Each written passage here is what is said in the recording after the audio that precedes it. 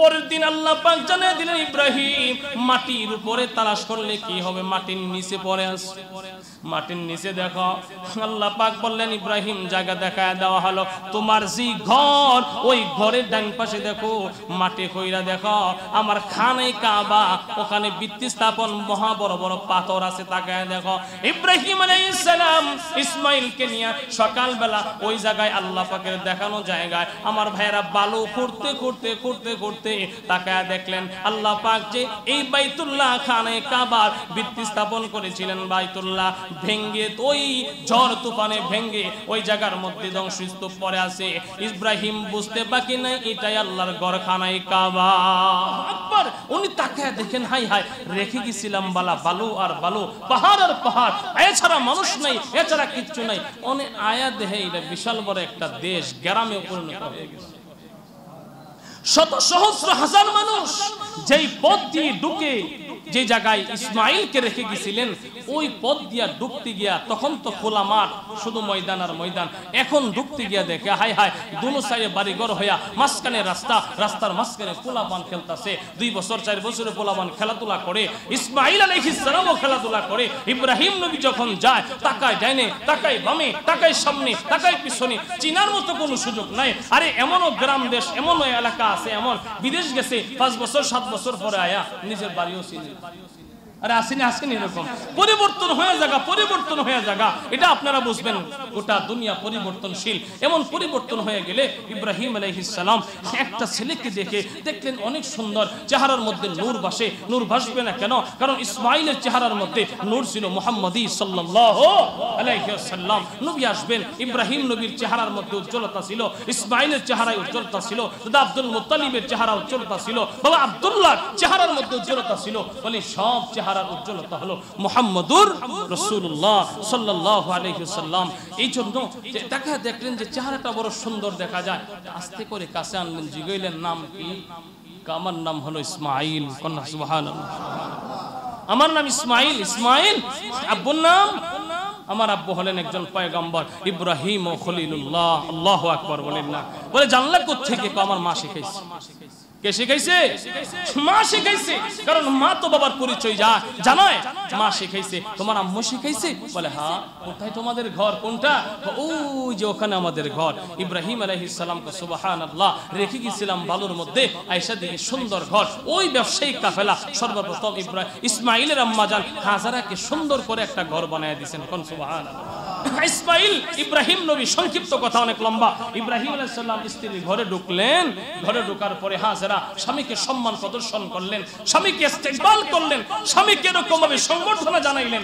জানায়া যখন নাকি আস্তে করে ঘরে ঢুকাইলেন, ইসমাইল বলছে আম্মা উনি কে?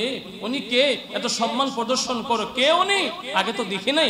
ইসমাইলের মা বলছেন ইসমাইল তুমি না আব্বা দেখতে চাইছিলা, উনি হলো তোমার আব্বু ইসমাইল ইব্রাহিম আলাইহিস সালাম। এ তোমার বাবা। তুমি না খেলার সাথীদেরকে দেখেছো, তাদের বাবারা তাকে ডেকে ডেকে নিয়ে যায়, কোলে করে নিয়ে যায়, আদর করে গালে চুমো খায়। উনি হলেন তোমার আব্বা ইব্রাহিম খলিল। দেখার না স্বাদ ছিল রে।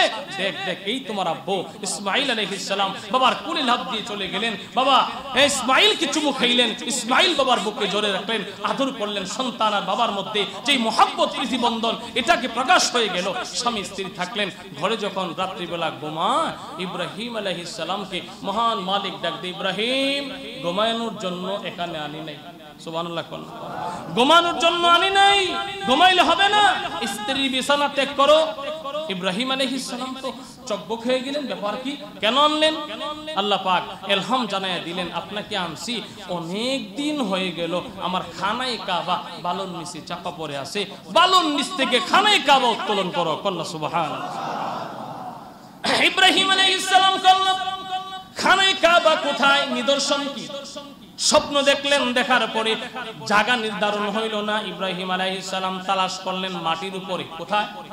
মাটির উপরে ঘর থেকে বের হইলেন, ডাইনে গেলেন, বামে গেলেন, পূর্বে পশ্চিম গেলেন, কোথাও কোনো খানায় কাবার চিহ্ন নাই। পরের দিন আল্লাহ পাক জানিয়ে দিলেন ইব্রাহিম মাটির উপরে তালাশ করলে কি হবে, মাটির নিচে পড়ে আছে। মাটির নিচে দেখো, আল্লাহ পাক বললেন ইব্রাহিম জায়গা দেখায় দেওয়া হলো, তোমার যে ঘর ওই ঘরের ডান পাশে দেখো মাটি কইরা দেখো আমার খানে কাবা, ওখানে ভিত্তি স্থাপন মহা বড় বড় পাথর আছে, তাকায় দেখো। ইব্রাহিম আলাইহিস সালাম ইসমাইলকে নিয়ে সকালবেলা ওই জায়গায় আল্লাহ পাকের দেখানো জায়গায় আমার ভাইয়েরা বালু করতে করতে করতে করতে তাকায় দেখলেন আল্লাহ পাক যে এই বাইতুল্লাহ খানে কাবার ভিত্তি স্থাপন করেছিলেন, বাইতুল্লাহ ভেঙ্গে ওই ঝড় তুফানে ভেঙ্গে ওই জায়গার মধ্যে ধ্বংসস্তূপ পড়ে আছে। ইব্রাহিম বুঝতে বাকি নাই এটাই আল্লাহর ঘর খানায় কাবা। হাজরা আলাইহিস সালাম বললেন ইব্রাহিম, ওগো প্রাণের স্বামী, আপনি যেহেতু আসলেন পরিশ্রম তো করেন, একটু পরে কইরেন। কন্যা বিবি পরে করা যাবে না, আল্লাহর নির্দেশ, খানায় কাবা করতে হবে। এখন খানায় কাবা করতে গেলে মিস্ত্রি লাগবো, লেবার লাগবো, লাগবো নিও লেবার লাগতো না তো কারে ফানবো, কার থেকে কি আনবো, পাথর লাগবো, ইট লাগবো, কি কয় সিমেন্ট লাগবো, তখনকার যা যা লাগে আর কি, এগুলা মাল মশলা লাগবো। কই ফায় আল্লাহ বললেন এগুলার ব্যবস্থা আমি করবো। কন্যা সুবহানাল্লাহ। আল্লাহ মিস্ত্রি পাই কই, মিস্ত্রি আপনি নিজে। ইব্রাহিম নবীকে বললেন আপনি নিজে মিস্ত্রি, আমি মিস্ত্রি, তো লেবার, লেবার হলো আপনার সন্তান বালক ইসমাইল আলাইহিস সালাম। আল্লাহ এটা কেমনে হয়, বাপুতি মিল এত বড় ঘর বানানো যায়, আমি একা মিস্ত্রি, এটা কেমনে হয়? ইসমাইল আমার সন্তান বালক মানুষ, ও লেবার কেমনে খাটবো? আল্লাহ কই ইব্রাহিম এটার পিছনে কুদরত আমি আল্লাহ পাক দিব। হাজার মানুষই যেটা করতে পারে আমি আল্লাহ ইচ্ছা করলে একজনের মাধ্যমে এটা করাইতে পারিনি। আল্লাহ কুদরত এমনই। আল্লাহ কই ইব্রাহিম টেনশন নাই, টেনশন নাই, ওই পাহাড়ের উপরে যাও, পাহাড়ের উপরে গিয়া দেখো বরকতি একটা পাথর আমি আল্লাহ রাখছি, ওই বরকতি পাথরটা নিয়ে আসো। ইব্রাহিম আলাইহিস সালাম বরকতি পাথর আনলেন, পাথরটা এক সাইডে রাখলেন। আল্লাহ পাক বললেন ইব্রাহিম টেনশন